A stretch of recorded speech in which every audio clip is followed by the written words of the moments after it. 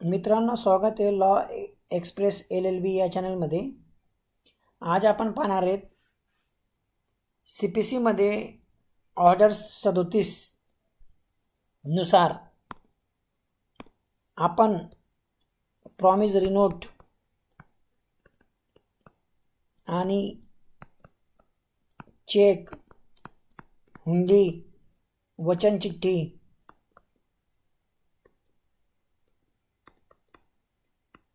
याद्वारे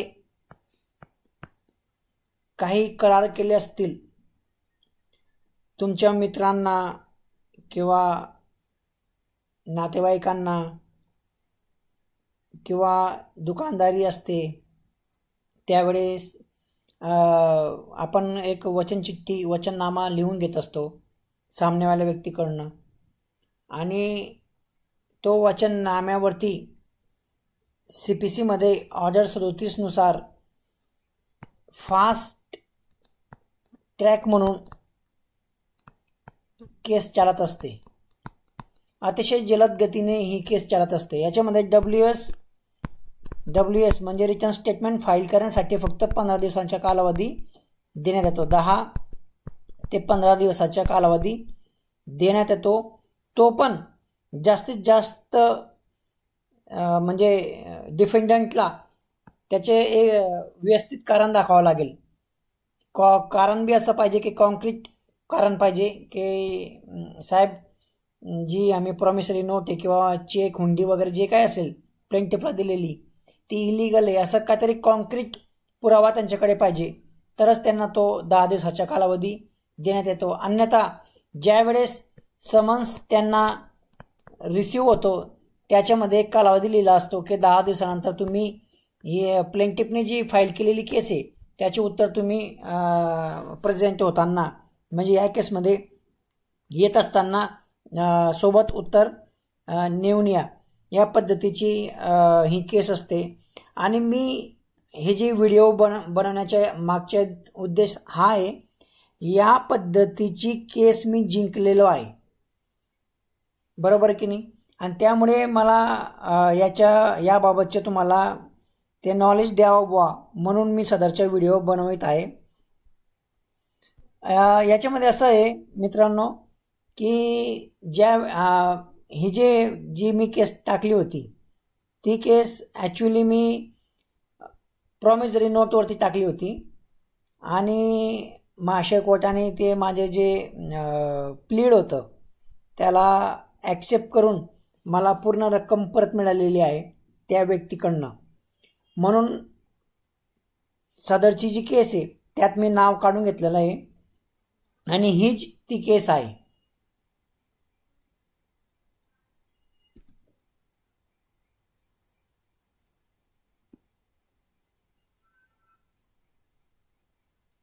तर सुरू करूया। जास्त कालावधी न घेता मी त्याचे संपूर्ण प्लीडिंग तुमच्याकडे या व्हिडिओद्वारे देण्यात आलेला आहे। व्यवस्थितपणे शेवटपर्यंत तुम्हाला काही याच्यामध्ये शंका असतील तर मला नक्की विचारा कमेंट करून। आवडला नसेल तर डिसलाईक करा। मी असं म्हणत नाही की प्रत्येक व्हिडिओ माझ्या लाईकच करायला पाहिजे। तर इथं जे आहे कोर्टाचे नाव, जे तुमचे कोर्टचे नाव असेल त्या पद्धतीचे लिहायचे आहे। इथं समरी सूट म्हणून याला दाखल केलेला होता मी। समरी सूट नंबर द्यायचे इथे SS नंबर या पद्धतीने लिहायचे इथं। त्यानंतर जे काय नाव असेल तुमचं XYZ वर्सेस ABC ते इथं डिटेल्स लिहायचे आहे, प्लेंटिफ आणि defendant. Suit file under CPC order 37 under rule 1 and 2 for recovery of money 30,000 30,000 recovery करण्यासाठी सदरचा सूट महाशय कोर्टामध्ये दाखल करण्यात आला होता। प्रस्तुतचा दावा। Description of the plaintiff, the address for service of all notices and summons of process to the above name plaintiff is that of his counsel AJ Shaikh Masawat. Description of defendant, the address for service of all summons, notices and process on the defendant is as stated above in cause title। जे आपण काय वरती लिहिलेलं आहे त्या पद्धतीचे त्याच्या ॲड्रेसवरती द्यायचे. Description of the defendants, double वेळेस आलेलं आहे, sorry. Brief facts of the case. आता जी काय तुमची स्टोरी असेल ती इथं लिहायची आहे. मी माझी स्टोरी तुम्हाला वाचून दाखवतो. It is submitted that the defendant having an acquaintance with the plaintiff approach him and requested to the advance hand loan ₹30,000 to meet his personal needs. डिफेंडंट प्रतिवादी जो आहे तो प्लेंटिफच्या चांगला परिचित असल्या कारणाने त्यांनी वादीकडनं ₹30,000 पर्सनल नीडसाठी हँड लोन म्हणून मागणी केली. त्यानंतर डिफेंडंट असो propose to execute promissory note, आणि सदरची जी रक्कम आहे घेत असताना डिफेंडंटने असं सांगितलं की मी तुम्हाला प्रॉमिसरी नोट लिहून देतो, वचन चिठ्ठी.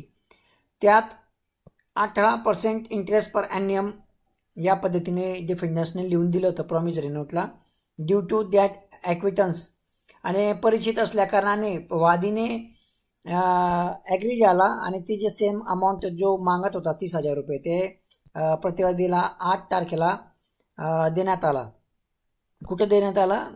राहत्या घरी, मसावादला. वादी जिथं राहत होता त्याच्या राहत्या घरी सदरचे जी अमाऊंट आहे ₹30,000 ते प्रतिवादीला देण्यात आले आणि प्रॉमिसरी नोट एक्झिक्यूट करण्यात आलं प्लेंटिफच्या फेवरमध्ये. आणि त्यात असं लिहिलं होतं प्रॉमिसरी नोटमध्ये, वचनचिठ्ठीमध्ये एक वचनचिठ्ठीमध्ये ना कंडिशनल वचनचिठ्ठी नसायला पाहिजे, एक सीधी सिंपल असायला पाहिजे, त्याला वचनचिठ्ठी असं म्हणतात. त्यात असं लिहून दिलं होतं, on the time when you ask on that place which you decided from the date of promissory note.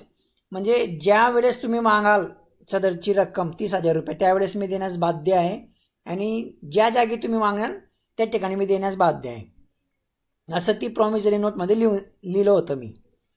From the date of execution of promissory note it is respectively submitted that in spite of repeated oral demands made by the plaintiff the defendant did not bother to repay said hand loan amount. वारंवार वादीने प्रतिवादीला विनंती केला, मात्र प्रतिवादीला याचा काही असर पडला नाही आणि म्हणून सदरच्या दावा माशे कोर्टामध्ये आपल्याला आणावा लागला.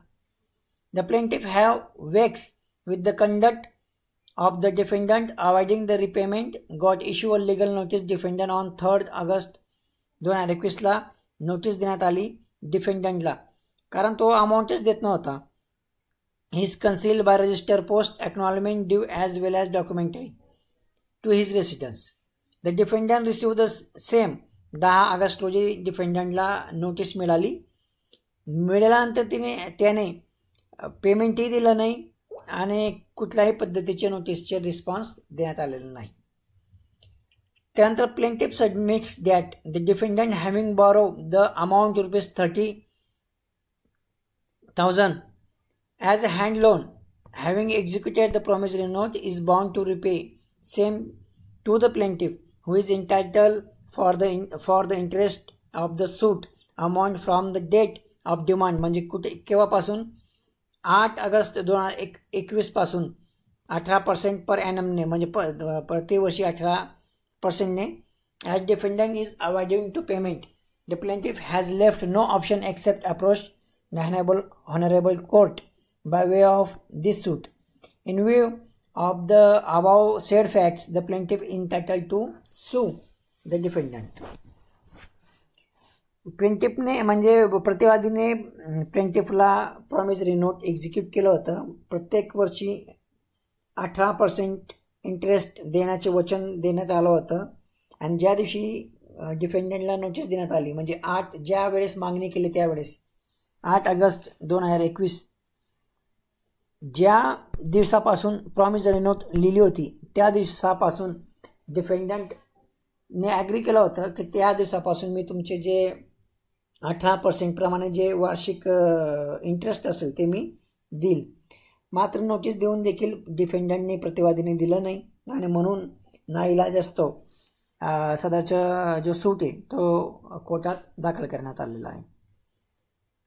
त्यानंतर plaintiff submit that defendant is liable to pay following outstanding amount. म्हणजे प्रतिवादीकडे वादीची किती घेणे अमाऊंट आहे त्याची डिस्क्रिप्शन इथं लिहिलेलं आहे. प्रॉमिसरी नोटमध्ये 30,000 रुपये. इंटरेस्ट जर केला आपण 8 तर फायलिंग ऑफ द सूट 2700 रुपये होत आहे.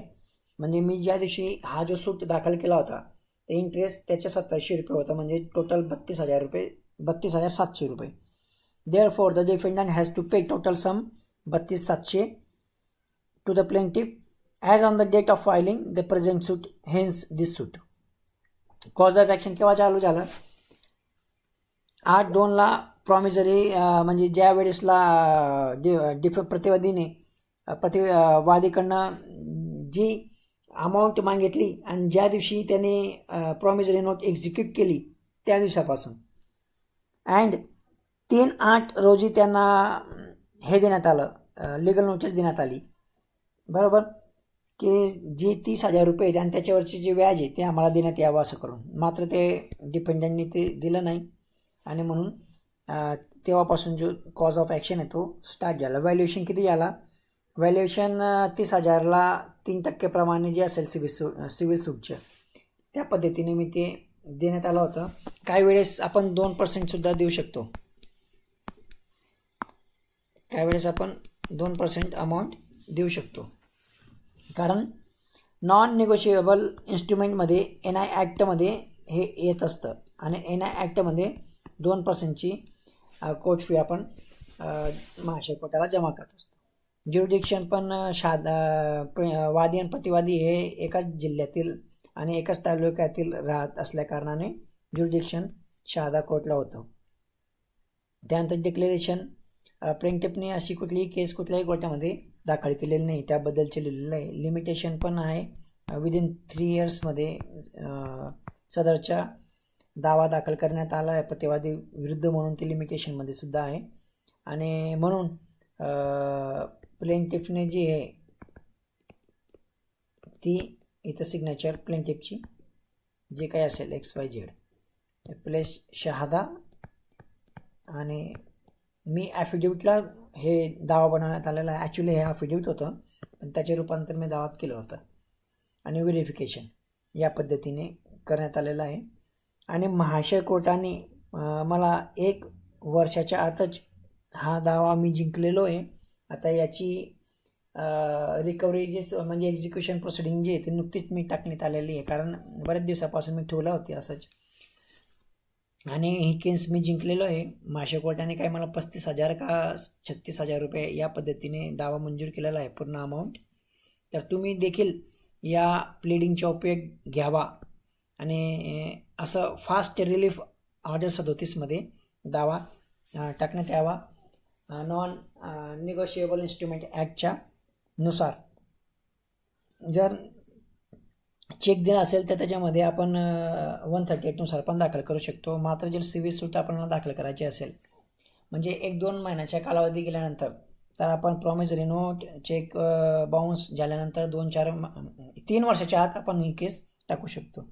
जर व्हिडिओ आवडला असेल तर लाईक करा, आवडला नसेल डिसलाईक करा आणि तुमच्या मित्रांपर्यंत हा व्हिडिओ जे आपले नवीन लॉयर असतील त्यांच्याकडे किंवा जे आता लॉमध्ये ॲडमिशन घेतलं असेल त्यांच्याकडे सदरचा जो व्हिडिओ आहे तो पोहोचण्याचा प्रयत्न करा. धन्यवाद. थँक्यू.